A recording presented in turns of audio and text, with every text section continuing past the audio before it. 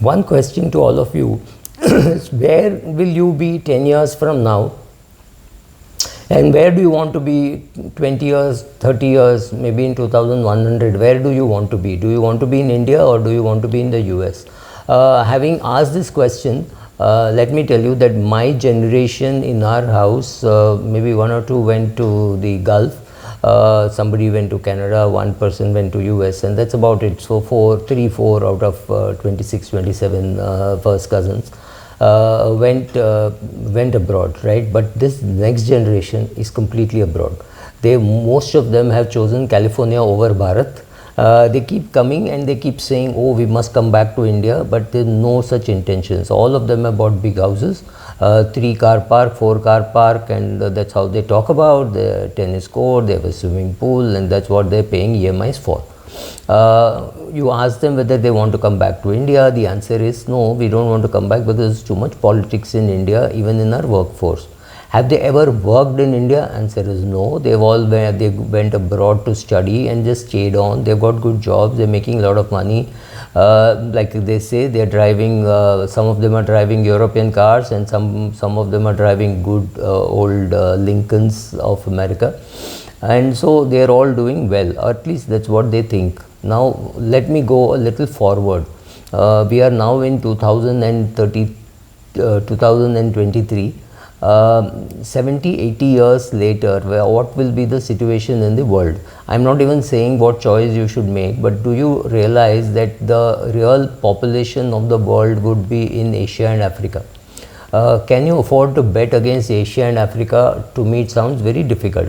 So that brings us to this question as to what is this huge craze for going abroad for younger kids. I'm talking about those kids who will anyway inherit 30-40 crores from their parents. It's not a small sum of amount, right? So it could be in terms of 2-3 houses, mutual funds, ESOP, shares, GMAT account, all put together 20 crores, 25 crores. This is not a small amount of money to be scoffed at.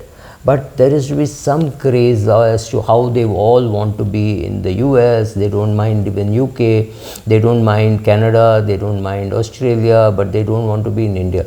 I have no clue what drives them to this, and the sales is also some part of it is our mistake when we told them when they were in their younger days that, oh, the ultimate thing is to study in Harvard or Stanford or some Ivy League. And today you realize that that's not the best, right? So it's why should you go to a Carnegie Mellon when you can get admission in IIT or IIM? That's not the question. Typically they will be told that, look, the same set of people with whom you competed in IIT, whom you're going to meet in IIM. So now that you have your IIT degree or you have your CA degree and you're doing so well, why don't you go abroad? Why don't you go to Chicago both, or you go to Stanford? That's the best place to go for the accountants, or law. For law, go to Harvard or Yale, and those are the best places. We have ourselves marketed that product to our kids, and now to think that the kids are biting what we put as a bait. Well, the kids are going, and the kids are spending a lot of their parents' money also. Once upon a time it was just that you had to pay for the ticket and everything else would be taken care of. Today that's not true, and people are going at undergrad level. So there is one undergrad kid whom I know is planning to go to UK to study. Why not US? I don't have any clue, but he wants to go to the UK to study. So there is this huge pull by the Americans, Canada, Australia. Forget what has happened in the geopolitical situation now. Maybe Canadian visa may be difficult to get for another 3 months. Sorry.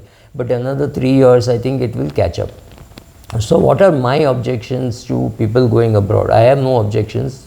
Go whichever place pleases you. But I think betting against Asia and Africa seems to be a big mistake, because 10, 20, 30 years from now, chances are all the financial activity will happen here, because the population here will be much more than the population in Europe and US. Europe already has a aging population. The average age is 45 compared to 25 in India. The age in US is also 37 or 38. I'm not very sure. I'm quoting from memory.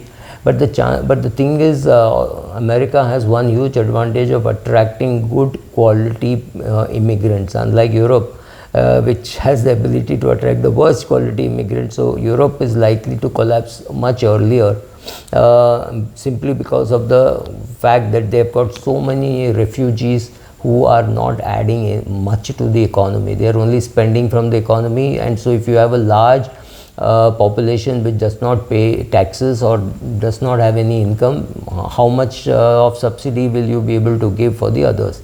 That's an important question to ask. So is it very attractive to go abroad today in 2023 or 2024? The answer seems to be very difficult to say, especially if you are upper class in India. I am not even using the word middle. You have a big house, you have a, say, let's say 3,000, 4,000 square foot house, you are the only son, you know you're going to inherit that house, you got 2-3 cars, you got servants, you got everything, you take your annual vacations in India once in 2-3 years, you go abroad.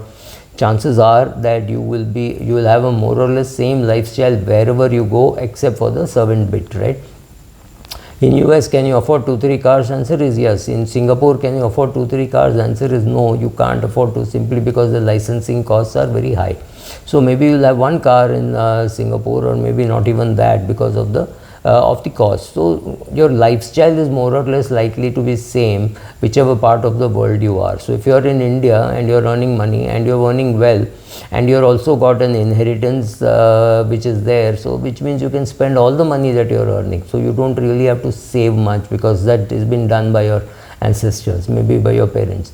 So given all these circumstances, why are people sucked into going abroad? I don't know, but people think that there are no problems in US, in UK, in Canada, no racial slurs, no black versus brown versus white, right? These kind of fights are not there, because that is what is told to you. You have painted a very good picture, and I have friends whose kids are being actively wooed by these foreign governments to come and settle. Obviously well educated kids, they want well educated kids, but the question is, what is the total composition of the population? Check out all that and then take a decision.